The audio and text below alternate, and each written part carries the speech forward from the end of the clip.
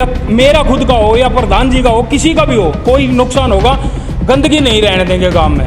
ये सहयोग करेगा जिसके घर में किराएदार बस रहे हैं, किराएदार रखो, हम मना नहीं कर रहे, पर साफ सुथरा हो। ऐसा नहीं कोई क्राइम करके आ रहा हो, पुलिस वेरिफिकेशन कराओगे, खुद खड़े होकर कराओगे, कोई गलत पाया तो उसको अंदर देंगे।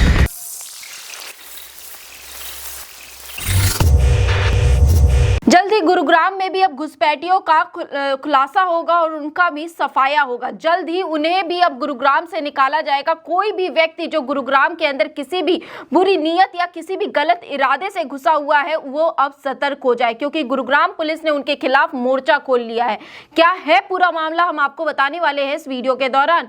नमस्कार, स्वागत है आपका द हिंद वॉरियर न्यूज में, जहां हम उठाते हैं आपकी आवाज सच के साथ। मैं प्रगति पांडे लेकर आ गई हूं आपके सामने गुरुग्राम की खबर। इस वक्त की खबर हम आपके लिए लेकर आए हैं धर्मपुर गांव से, जहां कल डीसीपी दीपक सारन पहुंचे अपनी पूरी पुलिस टीम के साथ, और वहां उन्होंने इस बात को जिक्र में डाला कि किस तरह से अब यहां पर भी कागज पत्तर की चेकिंग होगी, और कोई भी ऐसा व्यक्ति जो बाहरी इलाके से आया है या फिर बाहर से आके यहाँ पे रह रहा है, उनके कागज पत्तर की जांच कर ही उन्हें रखा जाएगा, चाहे वो हाउसमेट्स हैं या फिर किसी भी तरह के लोग, कबाड़ी वाले या फिर अन्य ऐसे लोग जो कोई बाहर से रहकर यहाँ पर काम कर रहा है। इन सभी की सही तरीके से जांच पड़ताल और सही तरीके से इनके कागज चेकिंग की जाएगी, ताकि इस तरह के कोई भी लोग जो आरोपी हैं या फिर किसी भी तरह का क्रिमिनल बैकग्राउंड रखते हैं या फिर कोई भी अन्य ऐसे गलत इरादे से गुरुग्राम में घुसे हैं, उनका सफाया कर दिया जाएगा। इस कहानी से हमें मानेसर सेक्टर 1 की भी कहानी याद आ जाती है कि कैसे रातों रात झुग्गी झोपड़ियां खाली कर 500 से 200 लोग वहां से गायब हो गए थे, जिनका अनुमान लगाया गया था कि ये बाहरी देश से आए हुए बांग्लादेशी या फिर रोहिंग्या मुसलमान हैं, इसीलिए इन्होंने रातों रात यहां से गायब होने का निर्णय लिया। ऐसे ही मामला यहां पर भी अब देखने को मिल रहा है कि इस मामले मानेसर के बाद अब गुरुग्राम में भी ये सही तरीके से कागज पत्र की चेकिंग शुरू हो जाएगी, जहां पर पूर्व सरपंच और धर्मपुर गांव के और वहीं करंट सरपंच भी मौजूद रहे, हरिओम, जिन्होंने क्या कुछ कहा ऐसे लोगों के खिलाफ और क्या कुछ अभियान इसके अंदर जारी कर दिया और लोगों को इसकी जानकारी देते हुए क्या कुछ कर रहा, आप खुद सुनिए। लोगों की तरफ देखो, आज हमारे गाँव के बीच में क्षेत्र के डीसीपी साहब, एसीपी साहब, SHO, चौकी इंचार्ज, सारे बड़े बड़े अधिकारी आए हुए थे। गांव की सब छोटे बड़ी सरदारी बैठी थी। गांव ने अपनी समस्या का भी बारे में बताया, और हमारा तो विशेष कहना तो यही रहा, देखो क्राइम के लिए तो प्रशासन पूरी कोशिश करता है, क्राइम नहीं होना चाहिए क्षेत्र में भी, गांव में भी। एक आधा रोड के बारे में भी हमने बताया, अगर भाई यहाँ पे भी क्राइम वगैरह होते हैं तो यहाँ बैरिकेटर लगाए जाए, हरिओम सरपंच ने जो बोला।